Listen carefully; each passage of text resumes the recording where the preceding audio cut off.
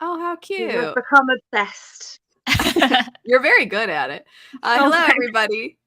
Today we are going to be chatting about the secret world of Arrietty, and we're just going to jump right into it with general thoughts as always. I actually am going to start. Usually I go to one of you to kick it off, but I'm going to start by saying I thought this movie was precious. I thought it was so cute and so wholesome. I thought it was visually very beautiful. It was kind of a quiet little story, and I think it's one of the most underhyped Ghibli movies, actually, because you have the big ones like Mononoke, Spirited Away, Howl's Moving Castle, but this one I feel like more people should check out because I thought it was darling. And Sean, I think you have similar thoughts because we're married and we live together and we watched it together. But I do. what do you think of it? I thought it was very cute. I liked it a lot. Which I'm beginning to realize that may be my Studio Ghibli vibe. I feel like I like Mononoke and the more serious ones less than just an hour and a half of cuteness. I'll watch an hour and a half of cuteness. It's fun. I think with the exception of The Wind Rises. That's true. That's the only one that breaks that for you, but otherwise you do like the cute slice of life. Although The Wind Rises is kind of depressing in places, so it doesn't necessarily fit the cute vibe. Right. That's what we're saying. That one breaks out, but the other ones, like Whisper of the Heart and Keys Delivery Service, are Sean's picks. Christy, what about for you?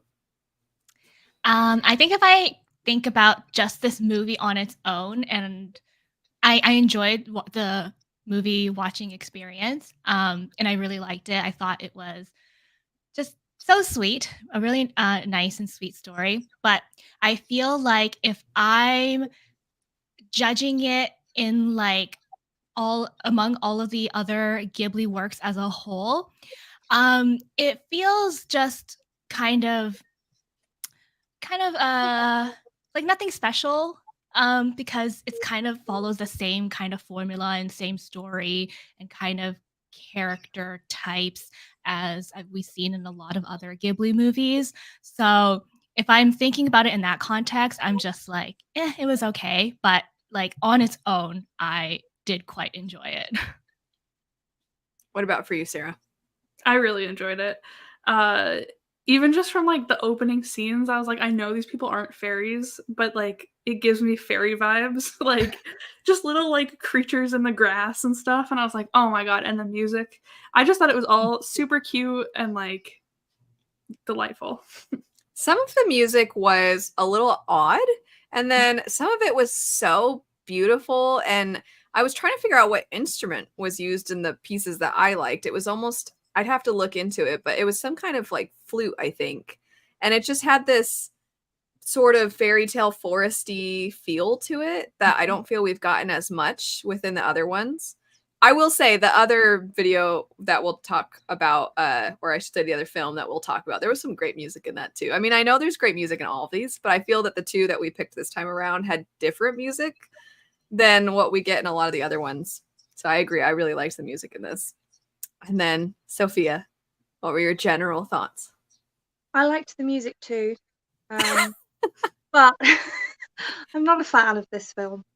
Oh, Yeah, I think it's because I have seen either other adaptations or at least one other adaptation of this story, and I just don't like this story. It's just not a story that I enjoy. So I think, I mean, even this is only the second time I've seen it, and even before I watched it the very first time, I had a feeling that I wasn't going to enjoy it because of the story that it's based on. So I mean, at least I'm sticking with my usual mold of disagreeing with all of you. Once again, I disagree with all of you, and this one is not for me, unfortunately. it's not that it's shocking that it's not for you necessarily, but I feel like it's not necessarily. Yeah, well, I'm writing this in my diary. It's not necessarily the most creative or the most out there by any means. So it's not necessarily taking the most extreme of chances. So from the unique factor way of looking at it, it's not really the most among the catalog, we'll say. But I almost feel like it feels hard to dislike that. So I'm kind of surprised. Would you say you you actively dislike, or dislike it's it. just you're kind of Yeah, no, neutral? I'm pretty ambivalent about it. It's like wouldn't be on my list to rewatch, but if somebody wanted to watch it, I wouldn't be mad about watching it. I'd probably just So your feelings for this are still better than our feelings for Ponyo. Ponyo, I'm like actively yeah, want to probably. avoid. When I see Ponyo merch at Hot Topic or Box Lunch, I'm like, oh, geez. I bet it says I love ham. And then it does. And I'm like, oh, yeah, of course. It's the only interesting thing about what she says. Anyway, I'm just kidding. This isn't going to turn into a Ponyo roast. We already did that. But meanwhile, I like Ponyo. yeah. But what I was kind of trying to get at is this one feels as if it is safe. I think that's like it's a safe thing to throw. And it's hard to believe like a kid or an adult would be really upset and bothered No. by this movie. You know what I mean? Like that's what I meant by it's not necessarily taking chances like Mononoke necessarily. But it's interesting because that almost feels like what you described feeling, Sophia, even though you're more so on the negative side than maybe 3 of the 5 of us. Your thoughts almost seem as if they slightly conflict with Christy with yours, because you're saying you feel like this fits a lot of the molds of Ghibli films with its characters. And Sophia, you're saying you feel like it just doesn't quite have that sparkle for you, unless Yeah. I'm maybe misrepresenting how you felt. But do you both sort of want to expand on that? Christy, I'll let you expand on the feeling like it's a little bit the same. Yeah, I feel like it's kind of similar to, I guess, like the ending specifically is kind of similar to The Cat Returns. When it's like, oh, the character, they meet this otherworldly kind of creature, and then in the end, they never see each other again. And again, that's also kind of like Porco Rosso, although it's kind of implied in Porco Rosso otherwise, but if you don't look too into it. Yeah, I just feel like it's the kind of story that we see time and time again where it's this character, they meet this other like creature, they go on and they have a little adventure together, and then they part ways, and it's like a bittersweet kind of ending. And of course, the main character has to have an illness or something tragic. Is that a common thing in these films? Because I actually was sad at the idea of him, even though his surgery went well. I'm like, he might die, because you still just hear that it was only 1 year later at the end when he's narrating it. So I'm like, what if he doesn't make it much longer after that? So that idea, Maybe not in Ghibli, but like I feel like in other stories, maybe. Also, an interesting note is that line I heard is in the dub, but it was not in the sub version. Oh, really? Yeah, but I feel like it's implied that he survived, because in the beginning of the movie, when he narrates, he talks about his time at that house. Yeah, that's true. So, in my mind, he survived.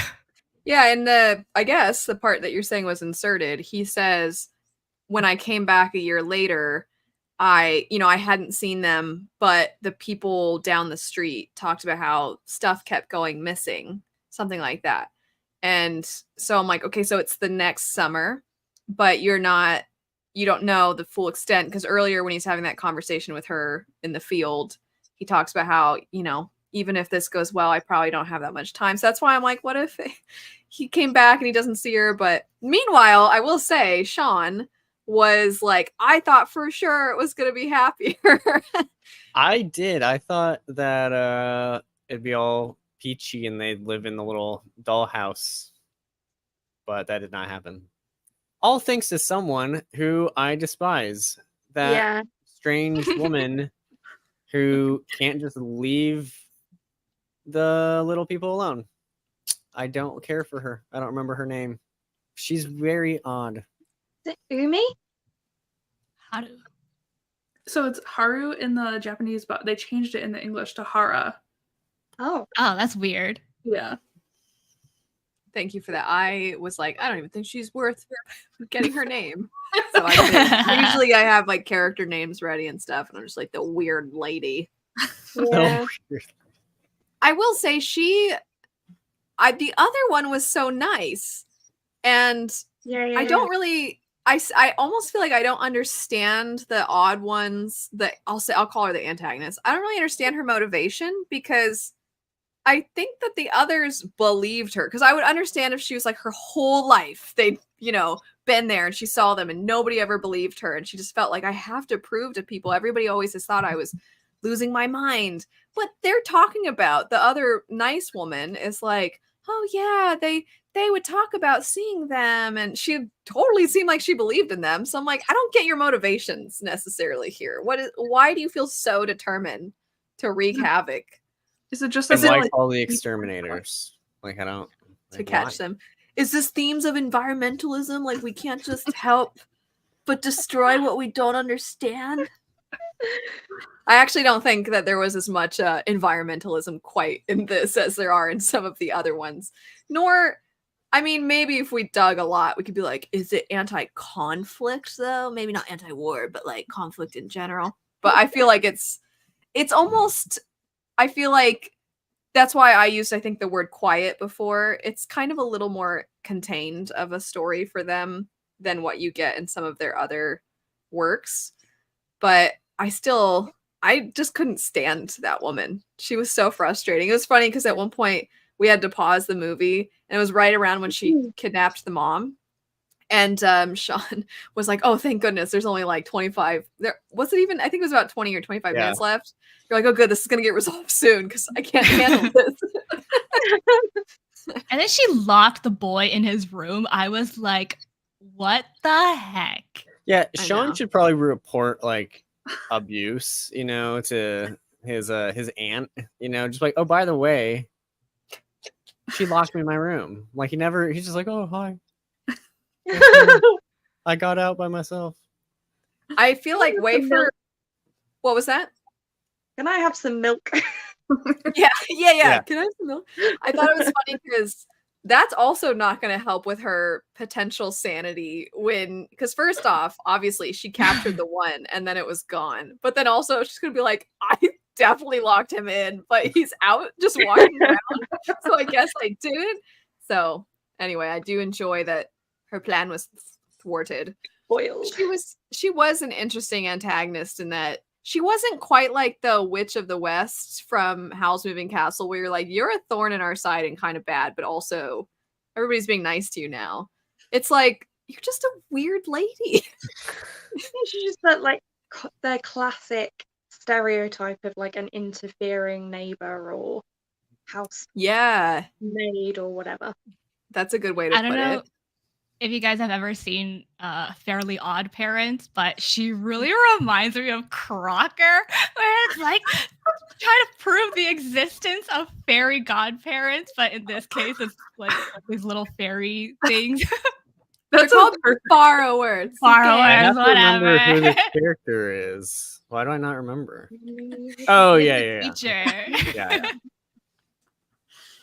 So for me, the reason I feel like this one is underhyped is that it is just such a cozy, sweet story, but I think bittersweet, like you said, Christy. That's how I described it when I was watching it. It does have a sense of bittersweetness to it, and it's just like, it's charming, and the colors are so beautiful, but there is this sort of somberness with the boy and this friendship that blossoms into them sort of like believing in themselves. And I just thought it was lovely. I thought it was so lovely. And I will say, I was constantly so impressed by the ways in which, how we've often discussed how they're really great at capturing the little weird human things, like the very beginning when she's like, oh geez, they're blocking the driveway, stuff like that, where you're like, oh, it's such a realistic thing.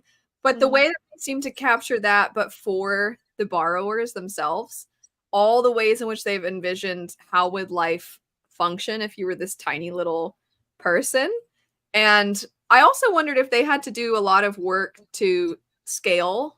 Okay, well, this bug is this big and we're assuming the borrowers are this big, then what would that look like?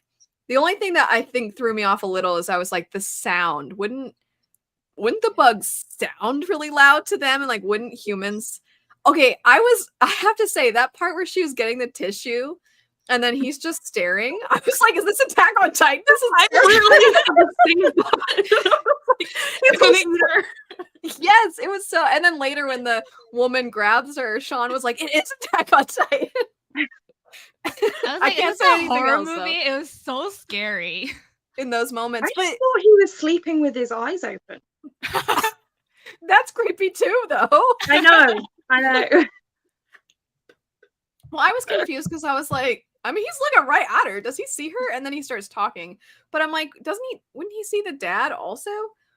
So I think anyway. the dad was hidden behind the light. Yeah, he was. But at first I was like, is he seeing the dad too? But and anyway, back to my point about I was just really engrossed in all the little ways in which they've learned to navigate places and everything. I told Sean, somebody needs to make this a video game because there'd be different levels and so it'd be so fun. And this isn't gonna probably make sense to some people, but Sean jokingly was like, they should make it like a Souls game, which I was like, that would not work. But I could see it being like a Switch game. And that would be so cute. I feel like that would be such a fun little game to play, don't you think? To like watch the movie and then One of like those play. cozy games. Yes, it would. Would not be a Souls game, although it would make sense for the scale because stupid bosses are always way bigger than you in those games. I haven't played the game before, but it Takes Two. I feel like it's kind of, is that the one where do they shrink? I don't know, but they have to work together to like solve stuff. I've not played it, but I do know that game you do have to work with each other really well in it. So probably something like that could be fun. It just looked fun to watch how they would navigate everything. But anyway, Sarah, I feel like you are also more on the positive end of feelings about this. So what were some of the things that made it so lovely for you? Yeah, I really liked all of the like stuff that they had in their little house. Like I love the like cluttered aesthetic that I feel like a lot of Ghibli characters have for their rooms. Like it's very like Howl-esque. And like all like the plants and everything that Arrietty had in her room. I love that. And just seeing how they would use all of those items that they get. Her hair clip, like just a clip as like a hair clip. I was obsessed with that. I love that. I want that clip. I don't know, just somebody has to have sold that, right? There's so much sure merch. Yeah. And I love all like the plants and everything.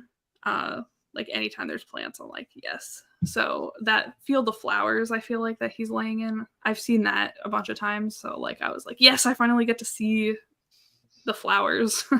It's so pretty. I think that the imagery, it's so like peaceful. And the cat, I feel like there's a little bit of magic in the story when the cat sort of leads him to, because it's a little unrealistic. I mean, obviously the whole thing is about there being tiny people that live in your house, basically. but the cat leading him and him knowing exactly what it's leading him to, I was like, well, I mean, I did think it was kind of funny when they're like, we have to leave and go far away. And I'm like, just have him pick you up and like go over to wherever you need to go. Like, it's just past the forest and it's like a garden with like grass. Yeah. That raccoon was terrifying though. I was like, yes, I agree. Everything was terrifying. The bugs were gross. I'm glad that we kind of halted a little bit of the bug incorporation because I'm like, I don't like this. I did find it kind of funny. As a kid, I called them roly-polies. They're called different things depending on where you grew up. But the little bugs that like, yeah, when she's just holding it and then just lets it go. But actually, the other ones, there's that scene where she first like goes with her dad on their borrowing adventure, and there was like that cockroach or something, right? And I was like, why is this cockroach actually kind of cute? Like I thought the bugs are actually kind of cute. I thought they were gross, but I hate bugs, so it's very hard to make Especially them cute. the ants. Not a fan of the ants. Yeah, I'm not a fan of most bugs. Like whenever people are like butterflies are so pretty, I'm like their wings are pretty. They're still disgusting though. But that's how I feel about. I don't think there's any. I remember somebody once was telling Sean and I, they're like, oh, there were these bees. They were like legit bumblebees. Like they were cute. And I'm like, no, I'm not saying let's kill the bees. Just to be clear. Yeah, it's not my aesthetic at all. Not a fan. You got to work real hard to make those cute.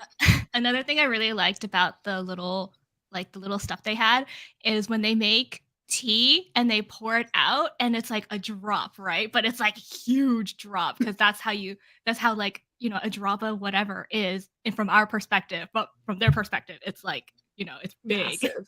I thought that was a really cool detail.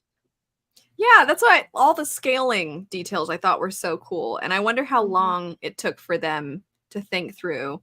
And that scene where they first come into the kitchen and it's just like this massive landscape. It's like going into the mountain ranges. You know what I mean? I really liked just how much all of this, because the idea of there being people who are really small living among normal sizes is not unoriginal. But what the heck was that, Sean? I was looking for them. I was looking for the little people.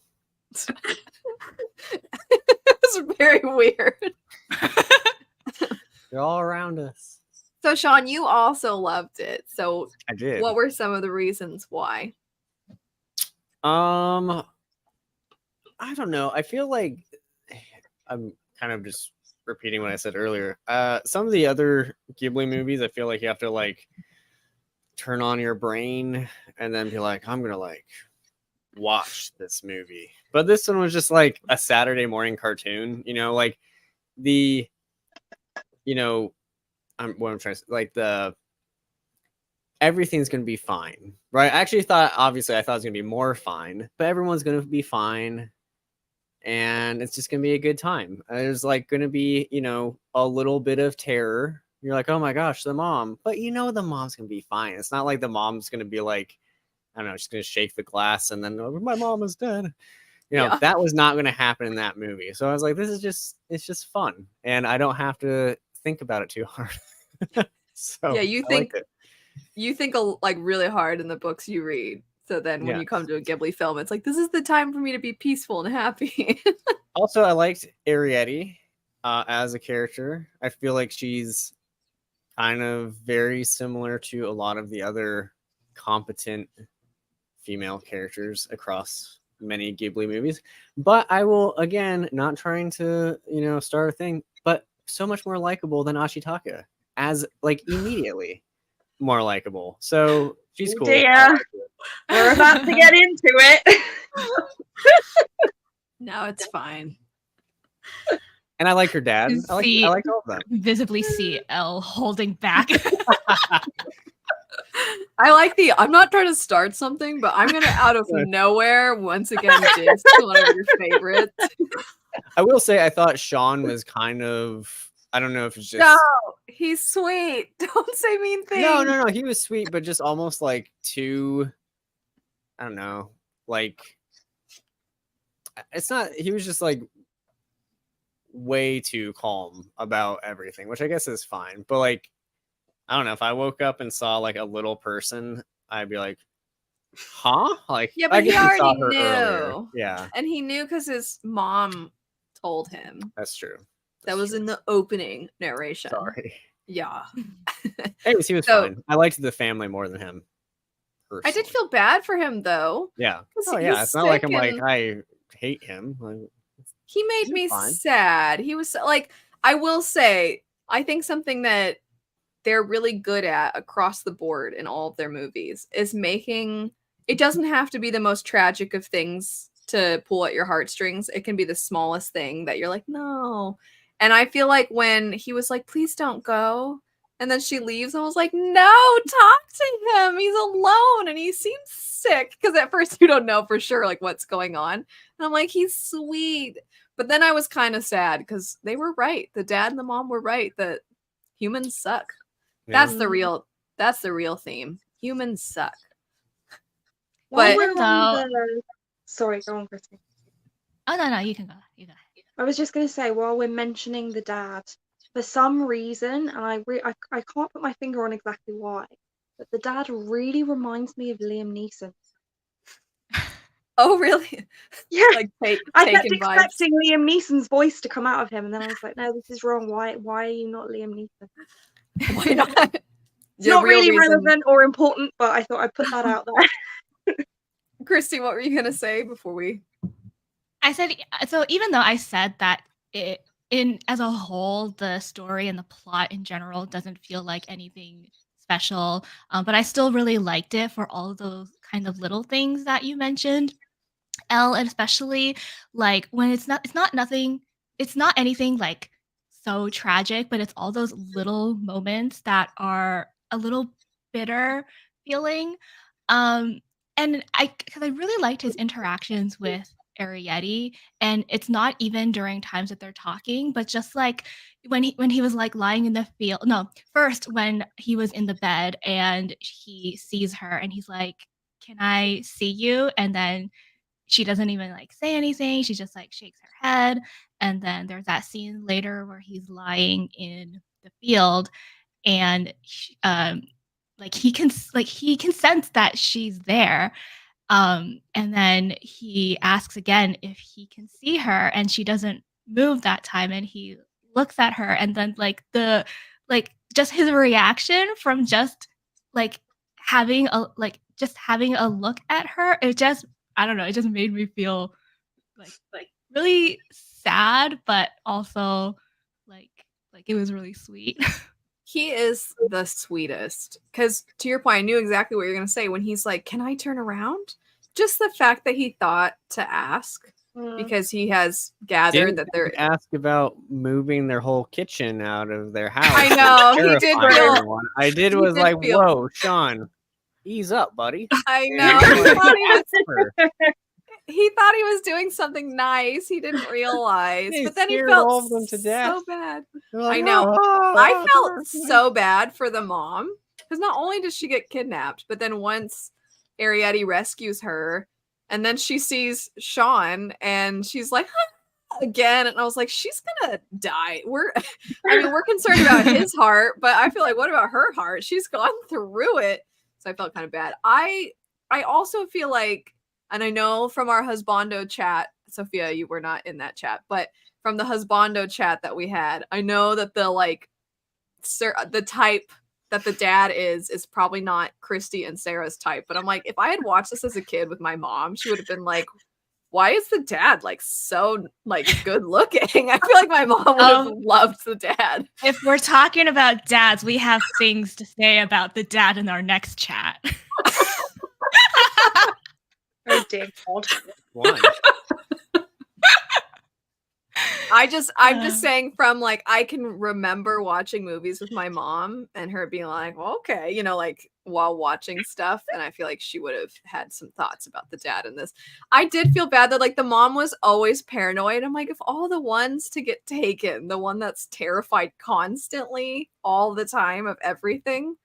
I did wonder where the dad like went for the whole rest of that part. Like she gets Didn't you say he said he was scouting to make sure the path was good? Oh, is that where he was? Okay, because I was just Yeah. like, is he gonna come and help, or does he even know? So okay, so yeah, I think that's what he was. Yeah, and he was slower, wasn't he? Because he had his injured leg already. Yeah. Gotcha. I will say I kind of like checked out when what's his name, Spiller or something like that, came into the picture. I don't know why. I was just kind of like, I like this. He felt kind of unnecessary to be there. Like, yeah, when he came to their house and also at the end, it just felt like, why is he there? Since this is based off of a book, is he a bigger part of the story there or something? Maybe. I feel like it's quite an old book. Yeah, it looked older. I'm gonna look it up. I was kind of like reading the synopsis a little bit, and it seems like it kind of starts the same way, but the end, I was like just reading that like last couple paragraphs of the synopsis of the book, and I was like, none of this matches what happened in the movie. So Oh, really? If they kind of just based it on the beginning. It is a series, so there are 5 books. and the Oh, first wow. one came out in 1952. I was wondering if it was a series because I thought maybe that character plays a role Yeah. later, and that's why they wanted to introduce him or something, in case they ever made a sequel to this or something like that. They make a sequel to this before they make a sequel to Howl. I'm gonna be real mad. I don't anticipate them making I doubt sequel. Yeah. I Yeah. don't think this one did especially well for them. And I think that there was quite a large gap of time between when this one came out and the one before it, I think. I Oh seem to yeah. remember. Do you remember which one was out before this one? No. Because I discovered Studio Ghibli during that period between films. Gotcha. So was this would have been the first time that you got to anticipate a release for one of Yeah. them? Do you think that is part of why there was some disappointment? Yeah, Yeah, definitely. that makes Definitely, sense. because it just like I was excited and then I was like, oh, it's The Borrowers. I hate this story. Don't Yeah, hate that makes this story, sense. but I'm very meh about this. I will say, spoiler, I enjoyed Poppy Hill, which we'll talk about, but there is something about Poppy Hill that anytime it pops up, I'm always like, no, I hate this trope. And so we'll talk about that, which you all probably already know, but I don't want to say in case anybody's not watched it yet. But so this I actually get not that big a gap. feeling. What was that? The film that came out before this was Ponyo Oh. in 2008, and then this one came out in 2010. So actually, it's not as big as the gap. If I had waited for a new film and it was Ponyo, I would have been like, what happened? Well, I mean, looking back at the history, so they had Howl in 2004, and Yeah, then it's a in good one. 2006 it was Tales from Earthsea, which I think is- also is not I think very it's the worst popular. rated one. Then Ponyo 2008, and then Arrietty 2010, and then Poppy Hill 2011. Wow. I mean, Then The Wind I really Rises. liked Arrietty.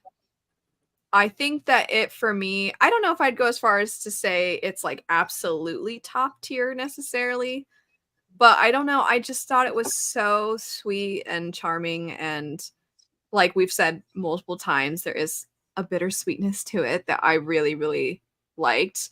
So, Sean, you were kind of saying it has almost that quality of a Saturday morning cartoon, but it's one of those like it's almost tapping into, and maybe it's because like you've been bringing up, Sophia, it's rooted in this older story. It reminds me of the kids' books that I read when I was little that have like the really pretty illustrations. I mean, I know a lot of kids' books have pretty illustrations, but there's a certain style that was in a lot of the ones that I read. And I'm thinking specifically, I even have it somewhere. I'm forgetting the name of the collection, but they would put out all these books that were like, they're not quite chapter books, but they're longer than like the big picture books. And it's the one that famously has one of them has the little baby horse that dies, and then it turns into a Pegasus or a unicorn. I always forget. A unicorn.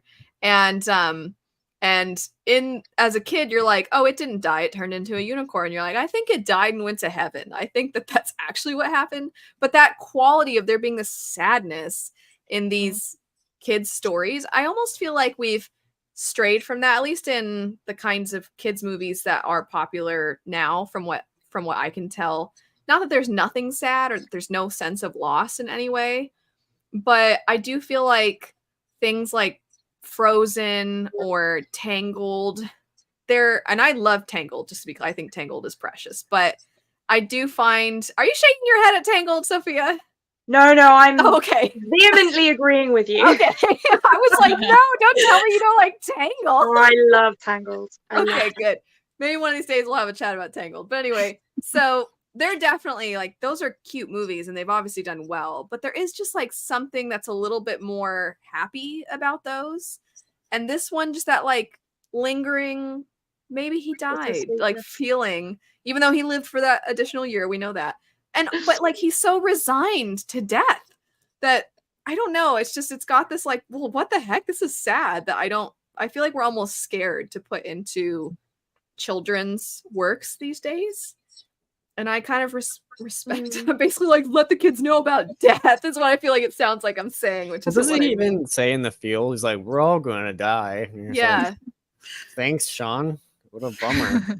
Yeah. Fun talking with you. All right. Well, and it makes me wonder because, you know, I don't know exactly, I can't tap into that feeling that I had as a child watching films, but obviously when you're older and there's an art to delivering a story to children. And I think when you watch this, you pick up pretty quickly like, oh, he's sick. And I don't know how sick, but he seems fairly sick. And then there's that moment in the field when it's very much clear like he's going to have an operation, but he's not doing well.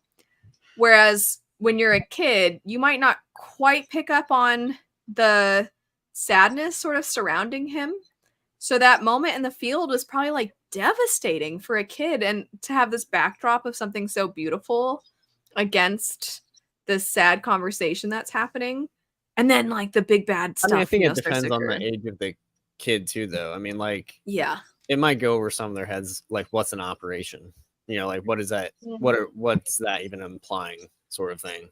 I mean, it's kind of a mature part of the movie. I mean, I feel like kids are like, look, there's a cat, and they're small, and there's bugs. Like, that's what kids are into. I feel like you're thinking like 4-year-olds. I was thinking like a little older, but you're right. Obviously, I would not feel bad putting this movie on for like our nephews who are basically toddlers. I wouldn't be like, oh no, are their parents gonna be mad I showed them Arrietty? You know what I mean? But I do feel like, because as we've discussed before, there's so many different factions is not the right word, but there's so many different groups of how to categorize the Ghibli films and which movies fit into which. And this one, I feel like it's not quite like Totoro, but Totoro has like the mom is sick, you know, it has that feeling to it too. It's like a little more mature than Totoro, but it almost belongs in a similar camp. There's this sense of be closer to Kiki's, I feel like. Yeah, I think that makes sense too. Kiki's has a quality to it that almost feels more appealing to adults because it's like entering a new phase of life. But I almost would go like Totoro, Arrietty, Kiki's maybe. I don't know. What would you say, Sean? And then I actually would be curious to know all of your thoughts as well. Me? Yeah, if you were to kind of have which ones you would show kids of those three, what do you think the order would be? Oh, which ones to show kids? Mm-hmm. Oh, I don't know. I mean, Totoro's fun visually. The cat bus can be fun or could scare a kid. You know what I mean? Like, it's kind of like, it's kind of a weird looking thing. I think this one is probably the most, or Kiki's. Both of them are like, you can throw that on for a kid. I don't know. I think it's fine. I don't know if I have a ranking here. Yeah. The lack of being a parent is very evident right now. I don't know, whatever. Kids watch stuff. Sometimes they get scared. They like the colors and the shapes. It's always Baby Shark, I think. Christy, what do you think? How does it fit for you within like the different categories and things like that? And how would you say it potentially would appeal to a younger audience? Well, viewing it as an adult, I feel like this one gives me the most like saddish vibes just because of the whole thing behind his illness, and then them never meeting again. Like, that just really gets to me. Like, anytime these stories they say they never meet each other again in the end, I'm just like, that is so sad and devastating. I think that's like more devastating than if he actually died. Anyway. That is a hot take. I would rather you die than never see your friend again. I don't know. It's just the way my brain, the sadness in my brain, the sadness levels, you know. Anyway, moving on. In terms of for kids, I feel like Kiki, I would give them the most, and then especially because this one and Totoro has some really creepy scenes. Like I was terrified when she suddenly, like when they're getting the tissue, she suddenly sees him and he's just like staring at her like unblinking. That would give me nightmares as a kid. So yeah, Kiki, I think Kiki is more. I feel like kids would Most look for definitely. little people. I think that's what they would get out of this. Anytime they heard a noise, like maybe it's the borrowers, maybe they just need to get some sugar, you know. But I will Yeah, say, that's cute. I was thinking about it, and like just now, as you were talking about, like you'd rather you have died. So I'm not saying I would rather he died. I'm just saying if you he said died, it wouldn't that be would be as less Take it back sad. now. That doesn't mean I want backtracking. him to die. Anyway, I know, but I was thinking about it when I still distinctly remember, even though I was so little, the first time I had a friend move. It was this like little boy that lived down the street. His name I think was Cameron, and he lived down the street from my house. And we would like play together all the time. And then him and his family had to move. And I was like so sad that my neighborhood friend who lived right down the street was like gone for forever. You know what I mean? Like you're saying, never seeing them again. So I kind of feel like in a way, this movie might help teach children how to sort of move on past that experience. Because a lot of times we talk about introducing children to death. I even kind of jokingly said that before. But there are those conversations like, how do we explain these complex things to children, or these really devastating things to children? But your friend moving is something that a lot of kids experience, and I could see this movie being helpful in that way, in a sense. I don't know. I think that I would have liked something like that when I was a kid. Anyway, Sarah, what do you think? Well, I have to say I agree with Christy that them not seeing each other again is so like tragic, and I love it. There are two like book series I read as a kid that happened, and I was like, this is the like most impactful thing I've ever read in my life. Like, What were the series? it'll be a spoiler. Oh, okay, that's fair. But I think that this movie would be the one that I would like say would be the most like kid friendly, at least for me. Like thinking about what See, I that's like. what I as a thought kid. too. Yeah. I agree. Like for me as a kid, I would have loved this movie. Like this would have been everything to me. So I don't know, because thinking maybe just because I don't like Totoro now, I'm like, would I have liked it when I was a kid? And I don't know if I would have.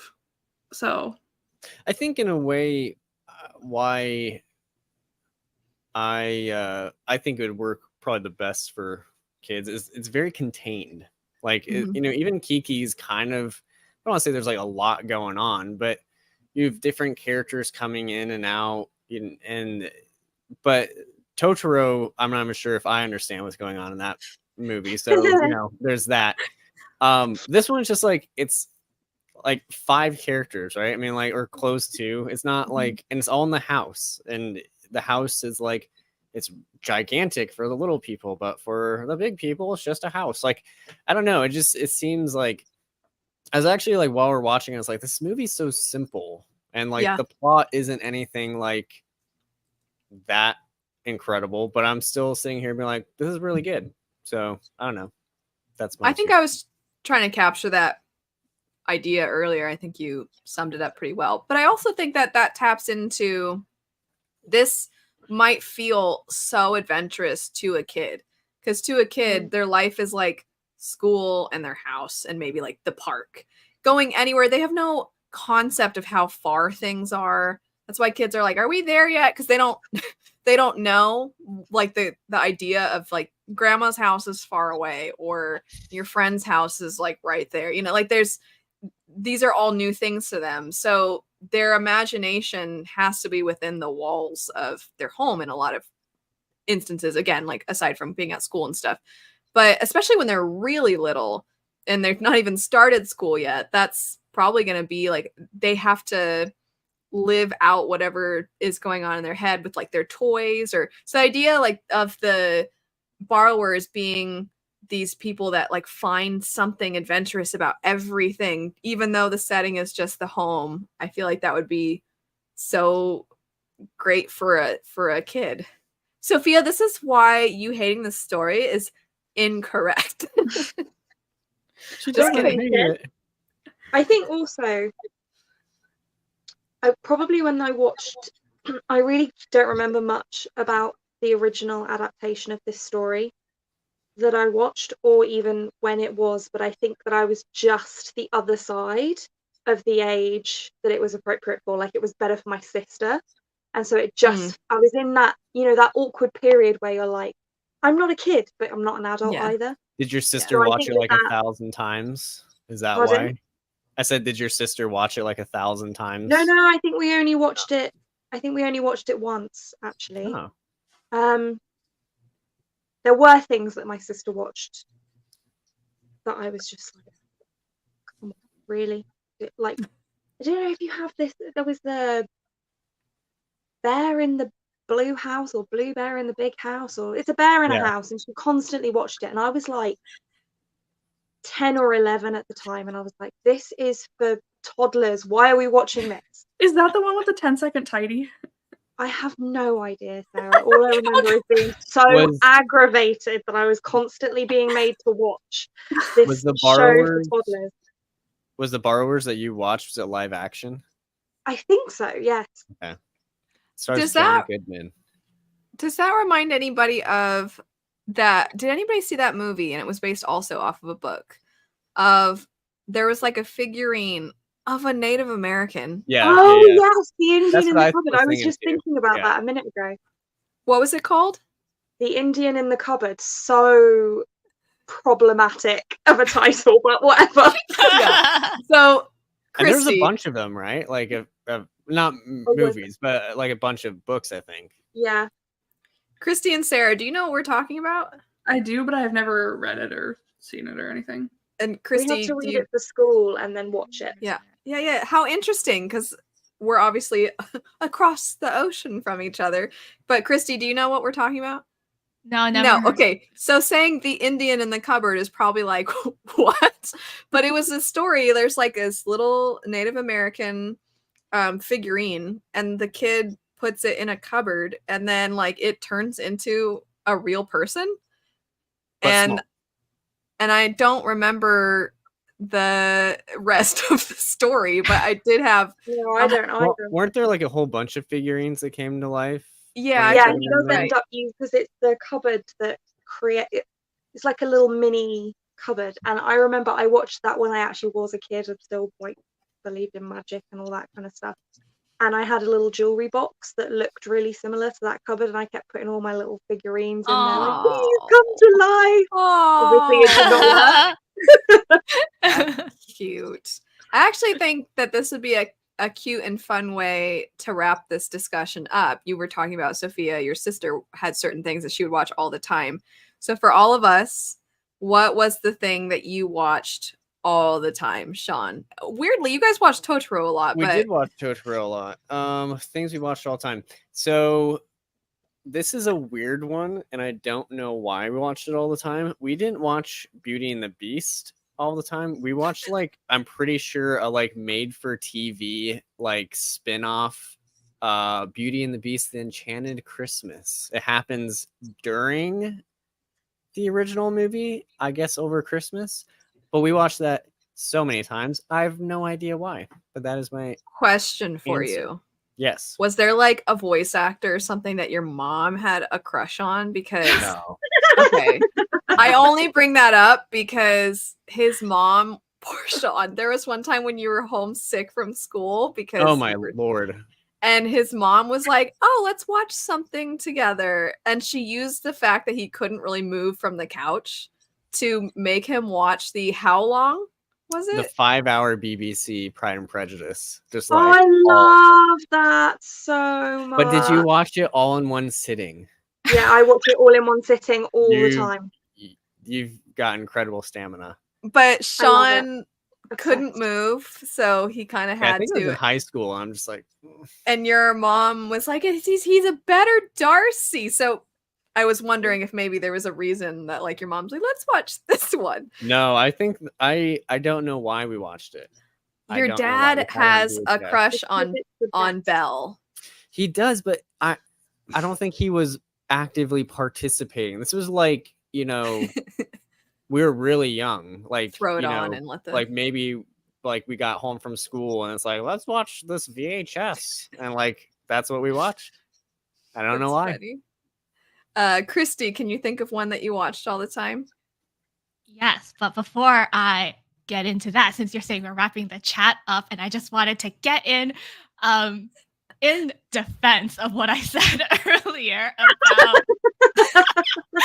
Okay, so there's this fantasy series that I read, and I won't say the name because it is a spoiler. Like the very ending, it's like the main character and his comrade.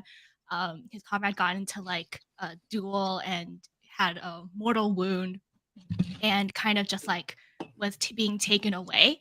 And the last line in the series is just he never saw him again.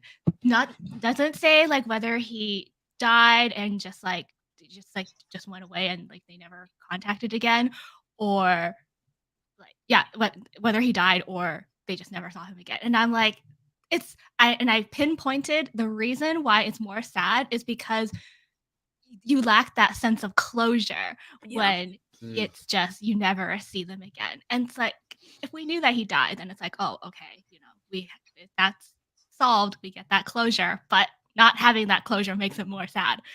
We're not saying that I would have wanted him to die. know. Anyway, just wanted to set the record straight. I never thought you literally were like, I wish he had died. I understood that from like a viewer perspective. You had kind of been like, but I wanted to know. Why are you laughing? Can I say something really quick?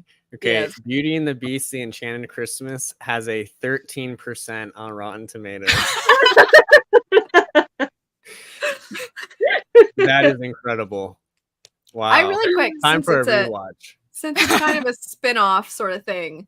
Did anybody feel like Aladdin was one of the only ones that made good sequels? I feel like Aladdin's sequels were actually good. Like the King of Thieves, that was a I good thought the movie. King of Thieves was solid. Yeah, That nobody else definitely is... was on. That was on the McDaniel rotation for sure. I quite like the Lion King 3 with all the meerkats. I thought that was great. Oh, I never saw that. I don't even know if I knew that existed. I like The Little Mermaid too because I was like, their daughter has dark hair. I have dark hair. I could be a mermaid princess too. I just remember they tried to make a like kind of more historically accurate Pocahontas sequel than like was, because the original it's like her and John Smith fell in love and you're like, did they? And then he has to go back to like England or whatever because of his injury. And then they made a sequel where they're like, actually, did you know that she was like married off to some like guy? And A you're just different like, John. yeah. You're like, hold on. Well, You I guys- was outraged as a kid. I was like, the heck? Yeah. Never mind What the about the fact other that she was like a child when the real. Anyway, it wasn't historically accurate. It was weird. They were like, what if we like fix that? And you're like, it's still not fixed, but okay. Anyway, so what was the thing you watched a lot of, Christy? Yeah, so for me, it was Mulan. I watched Yeah. it so much. I could Very quote it like word for word as it was playing. Now all of China knows you're here. Anyway, I know the historical inaccuracies of it, but honestly, it doesn't bother me because I was so young and it's all nostalgia. But when my brother was born, my brother and I are 12 years apart. So he is 12 years younger than me. And so when he was a baby and a toddler, he would always watch the same things over and over again. And so at that time, I would be watching it over and over again, like with him. And for him, it was Finding Nemo and Tom and Jerry. Tom and Jerry. Very Yeah. cute. It's fun. Did My anybody dad watch? loves Tom and Jerry. Which this did- movie also kind of reminded me a little bit Yeah. of Tom and Jerry. It does. It does. I was gonna say it's not the same at all, but did anybody watch Pinky and the Brain? Oh my god. Yes, It's but I so hated weird. it. Yeah. That was a part of Animaniacs, right? Like it was I all don't like, remember. Yeah. Anyway, and then there was like Yeah. the big comfy couch also. You guys know what Oh, that I like the is? big comfy couch though. Okay, the big comfy couch I did not like. It like weirded me out. I was like, what the heck? Because I think it just made me think like, are there weird things under this couch? Like I really didn't like it. Okay, I don't know why, but I loved it. the 10-second tidy is from the big comfy couch. Okay. That is something I always used to do as a kid. Is I would do the 10-second tidy, but I wouldn't actually touch anything. I would just be like, I'm tidying. So there were certain cartoons and certain shows that I couldn't see regularly unless I went to go to my grandma's house. And I think that was one of them because we didn't have cable or anything at my house.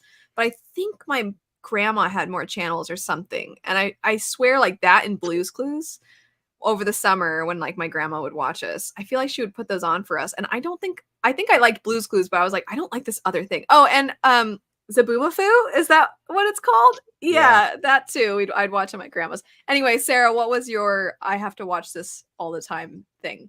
I had the trifecta of non-Disney movies. So I had Anastasia, The Swan Nice. Princess, Yes. and Quest for Camelot. I forgot about the Swan Princess. Okay, That was also on the Have you rotation. ever gone back and watched? Somebody's made a montage of all of what's the male lead in The Swan Princess? What's his name? Derek. Have you seen the montage of like all the dumb himbo things that he says in that movie? Oh, now I have to watch it. have to watch It's so funny. Okay, When he you know what? Go ahead. Go ahead. So the part where he's like, the vow I made was for her. I have to quote that like at least once a week. I didn't catch it. What was the last one? The last in the trifecta? The Quest for Camelot. Oh. I never saw that, but never saw Anastasia, that my one. mom loved. My mom would be like, "And then I kick her, sir." My mom would say that all the time. Anastasia Have was you a good seen one. the Bartok movie? I think That we Is did. incredible. I think we did watch it just because my mom, I remember she would say that and then she would start laughing at herself really hard. We'd be like, "Mom," and then she would laugh some more. But yeah, we were big fans of that one. And then I feel like I knew that was coming given your love for Dimitri. So Yes. yeah. Yeah. My mom also used to quote Bartok. She always says, tucked into your little bed. And then Sophia, you kind of mentioned a little bit, but what would you say was the one that you watched?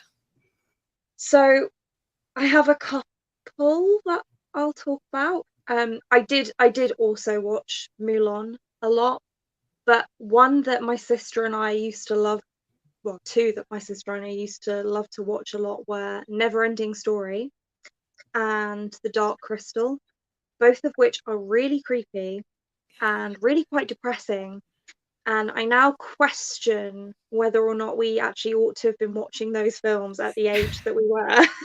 But nevertheless, we would watch them constantly, and we'd particularly watch them when we went to visit our grandparents over the summer or school breaks. And we'd watch them like 3 or 4 times while we were there for like a week.